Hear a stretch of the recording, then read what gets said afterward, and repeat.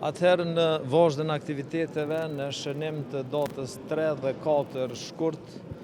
që njihet në Mitrovicë, po besoj edhe në gjitha trojet shqiptare si netet e Tmerrit,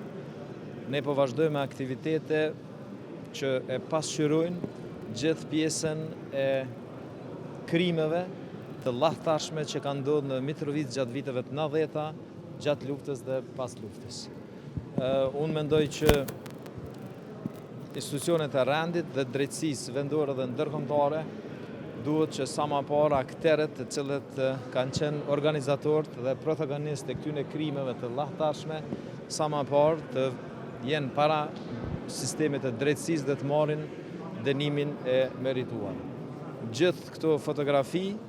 që ne i pam në këtë ekspozitë, për shkak se për herë të parë kemi aktivitete të këtij nivelit nga pllaka, ekspozita, po edhe aktivitetet tjera me qytetarë shqiptarë në veri, në shtëpitë e tyre, po edhe në fund ndezja e qirinjeve, për çka dëshiroj dhe t'ju informoj që kemi një ndryshim të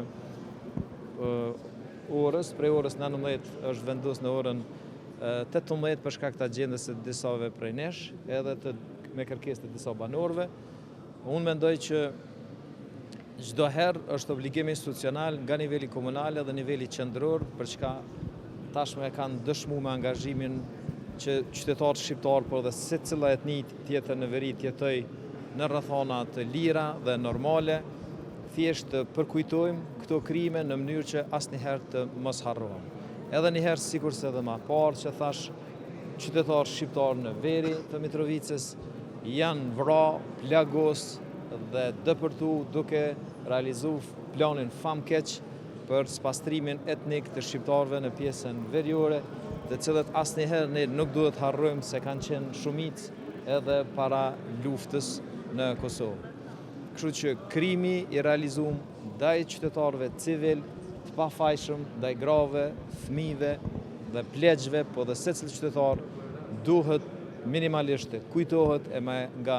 mekanizmat e drejtësisë, duhet ta dhënë verdiktin dhe përgjigjen e merituar. Faleminderit shumë për interesimin që keni edhe si medie për të përcjellë këto aktivitete në shënim të datës 3 dhe 4 shkurt. Unë di dhimbje për kësaj perspektive që gjithë qytetarët shqiptar të veriut, të cilët kanë qenë të detyruar që të shpërngulen nga pjesa veriore, një numër i konsiderueshëm i tyre kanë qenë të detyruar që të shesin pronat, banesat dhe shtëpitë e tyre.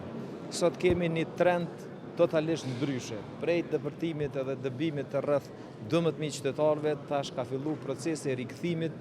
në shtëpitë, banesat dhe në pronat e tyre. Kjo për shkak të këmbgëlsisë, vizionit dhe patriotizmit pashërisht të kryeministit Albin Kurti dhe qeverisë e tij. Ne si komunë këto aktivitete synojmë që vitet e ardhshme vetëm se të pasurohen. Jo vetëm që do të ketë përkujtim, po do të pasurohen me ngjarje dhe aktivitete të ndryshme të cilët e shënojnë sakrificën edhe gjakun e derdhur të shqiptarëve që e kanë paguar edhe pas çlirimit edhe prezencës së KFOR-it në veri, që fatkeqësisht në prezencën e tyre një realizu këto krime. Kështu që jo vetëm që